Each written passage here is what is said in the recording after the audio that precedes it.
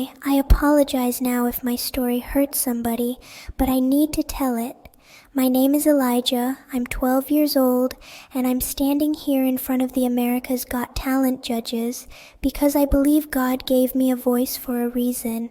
I can't see you all. My hazel eyes have been cloudy since birth, a rare condition that stole my sight, but I feel the air shift, the quiet hum of the room, and that's how I know I'm not alone right now. I was born in a tiny shack in rural Mississippi, where the world smells like pine trees after rain, and the crickets sing louder than the folks around here. That's where my story starts, long before I ever dreamed of this stage. My earliest memories are of my parents. My dad was a carpenter, a big man with a laugh like rolling thunder. He'd sit me on his knee, his rough hands guiding mine over pieces of oak, teaching me to feel the grain, to trust my fingers where my eyes couldn't go. He made me a cane from an old branch, its handle worn smooth now from years of use, and it's been my guide ever since. My mom had a voice like warm honey. She'd sing hymns while stirring cornbread in our little kitchen, the scent filling the air with something like home. I was 5 when they were taken, a rainy night, a muddy road, and a crash that silenced their laughter forever. I didn't understand death then, just the emptiness that followed. I'd lie awake, humming her lullabies, trying to hold on to her sound. After that, it was just me and my Grandma Rosa. She's a small woman, her hands calloused from years picking cotton in the fields, but her spirit's as tall as the pines. She took me in, raising me in that same leaky shack where the roof dripped during storms and the walls creaked like they were singing too. Rosa was a church choir leader once before her knees gave out, and she taught me every hymn she knew. We'd sit by the flicker of a single candle, its light too faint for me to see, but I felt its warmth, and she'd guide my hands over the keys of an old chipped piano. It was out of tune but full of soul, and I learned to play by feel, every note a prayer. She'd say, "Elijah, God gave you ears to hear his whispers and a heart to sing his glory." Her voice trembling but steady like an anchor. Life was hard. The bank started sending letters about foreclosure, threatening to take our home. Rosa tried to shield me from it, but I'd hear her late at night, her prayers muffled by the thin walls, asking God to keep us safe. She'd cough sometimes, deep, rattling sounds that scared me, and I'd pretend not to notice, just hum a little louder to cover it. A few months ago we went to the free clinic. I didn't understand all the doctor's words, but I caught heart failure and 6 months. Rosa smiled when we left, but her hand shook in mine. I told her, "God sees us, Grandma," and she squeezed back, her faith holding us both up. To help, I started making things, little wooden trinkets like birds, crosses, and hearts. I'd sit on the porch, my cane beside me, feeling the wood with my dad's old tools, shaping them by touch. Folks at church fairs would drop coins in a jar, and I'd count them by sound, saving every penny. It wasn't much, but it kept us fed, cornbread and beans mostly, and gave me a purpose. Rosa would watch, her eyes misty, saying, "You've got your daddy's hands, child." I loved the smell of the wood shavings, the way the rain felt on my face when I worked outside, little joys that kept me going.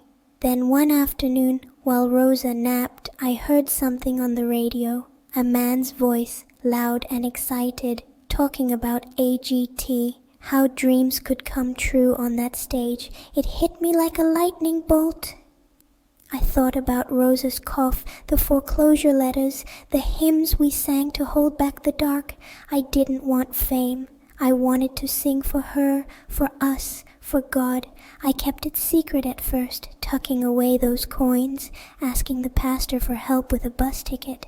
It took weeks, my jar filling slowly, my hums growing more frequent as I wrestled with the idea. When I finally told Rosa, she cried, tears I couldn't see but felt in her shaky embrace.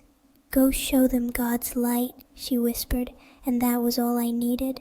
So here I am, my cane tapping the stage, my Bible tucked in my pocket, its pages worn from nightly readings by touch. I've never been this far from home, never stood before people I can't see. My heart's pounding, and I grip the microphone stand, feeling its cold metal steady me. I tilt my head, listening for the judges, the crowd, the moment I'll share what's been building inside me all these years. This is my life before this stage, pain and prayer, loss and love, and I'm ready to let it sing.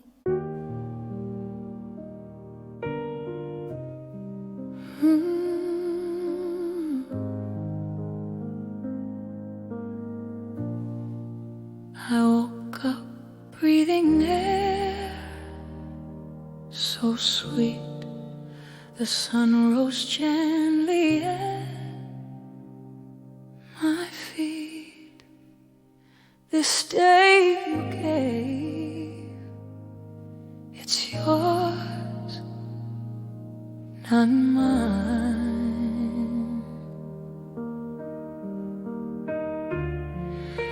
And every heartbeat sings your name.